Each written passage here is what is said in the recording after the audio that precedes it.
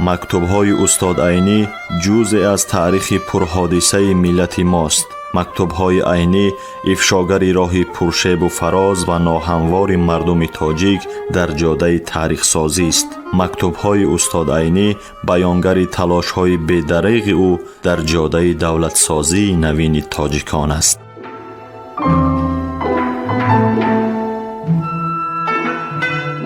سامیان عزتمند، حالا شما از بخش خوانش ادبی مکتوب‌های استاد عینی را با نویسندگان و اندیشمندان همزمانش با چهره‌های علم و ادب تاجیک که در تهیه، تحریر، برگردانی و نشر آن کارمندان اینستیتوت زبان و ادبیات به نام رودکی اکادمی ملی علم‌های تاجیکستان، ادبیات شناس انزورت ملکزاد و گلبهار عثمانова سهم گذارند.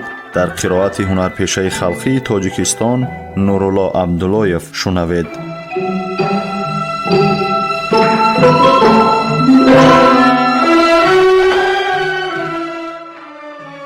با محمد جان رحیمی 30 ماه 1 سال 37 سمرقند. رفیق رحیمی سلام. میبخشید که من امسال شما را زیاده تشویش دادم. هرچی چیزها 30 ینور آمده رسیدند. موافق تلگراف شما ماشین را وокزال فرستاده بودم، اما رفیق لطفی به وی راست نیامدند. خودشان با فایتون چیزها را آوردند. تنها پکریشکه ها در باغاژ بودند که امروز میگیرند. از وجهی هم تشویش کشیدید. جمع چند پول شدنش را میگفتید هم کفایه میکرد. به بچه ها پول فرستادم گفتید، لیکن به من نرسیده است. بقیه پول را به نام خودم هم پیرواد کنید می شود. اگر چیزی لازم شود پول می فرستانم یا به گیز حواله می دهم. حالا کم پول هستم. دیگر چی نویسم؟ شما را تبریک می کنم که تماما به کار ایجادی داده شدید. فقط همین قدر توصیه می کنم که در شماره سعی نکنید، در صفت کار کنید. در وقت کار از مصلحت های رفیق حمدی فایده برید. مصلحت های آن کس را 100% قبول کنید که آن کس خوب و بدی شعر را بسیار می شناسند. ویدمست ها را امضا کرده باز فرستادم که به شما حجت می شود. به سلام رفیقانه عینی. به همه سلام. خوب کردید که پکریشکه گرفتید. یکی از پکریشکه های ماشین قریب از کار برآمدگی بود. عینی.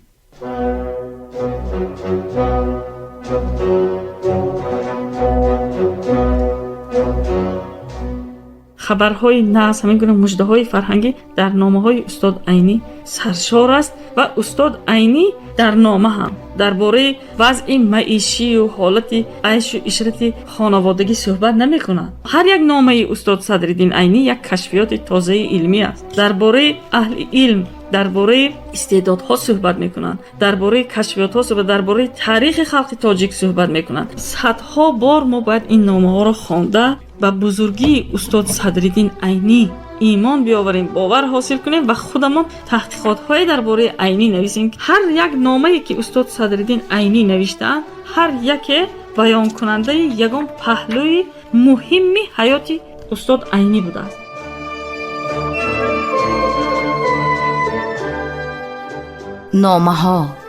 نامه های سرنوشت ساز و تاریخ ساز ملت. نامه های اصالت آفر و آرمانگرای ملی. نامه های خودشناسی و خودآگاهی ملی. نامه های افتخار برانگیز و هویت ساز استاد بزرگ صدرالدین عینی.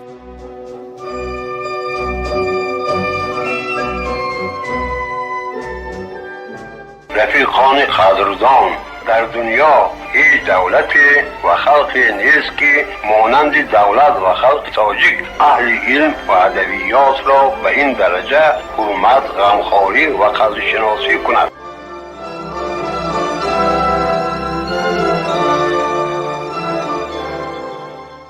با محمد جان رحیمی 3 مارس سال 1937 شهر استالین‌آباد.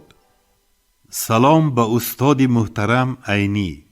از روزی که مکتوب آخرین شما را گرفتم به تردد ریمن‌های فرموده‌تان و یک عدد پکریشکه در آمدم. لیکن حاضر پکریشکا و ریمین در اسکالات نمانده است. من و دیرکتری نوی لیتفوند ردایف هر دوی ما در تردد هستیم. بیغم نیستیم. دیرکتری نو ریمین ها را از یک تشکیلات تردد کرده با راه جورگی خامقالب کرده مانده است که امروز به من خبر داد. به نزد معاون رئیس سویت کمیسریت رفیق کوکتین هم رفته بودیم. به همین یک چند روزهای نزدیک می شود و می دهیم می گوید. دیگر احوال سلامت. بعد از چیزها را به دست درآوردن پولتان را نیز برابری فرستادن چیزها خواهیم فرستاد. سلام شما را به استاد حمدی و همه نامبر شدگان شما رساندم. آنها سلام و احترام بیان می کنند. با حرمت و صمیمیت شاگردی رحیمی شما.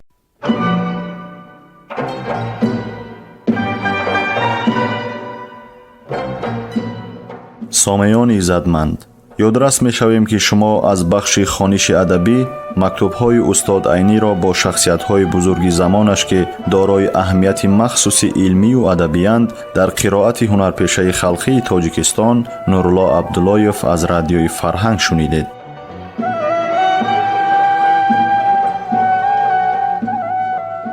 در تهیه و پیشنهاد گفتار سهم گذاشتند صلاح‌الدین نورزاد و لطفیه قربانова. انجام خوانش ادبی شاد و مسرور باشد.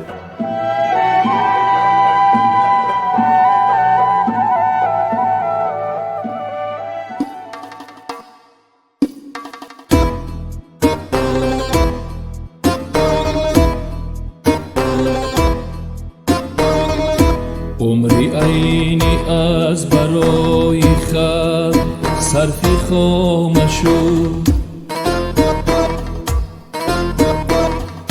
خلقی ما را دفتری عینی شهادت نامشو. عمری عینی از برای خلق صرف خامشو، خلقی ما را دفتری عینی شهادت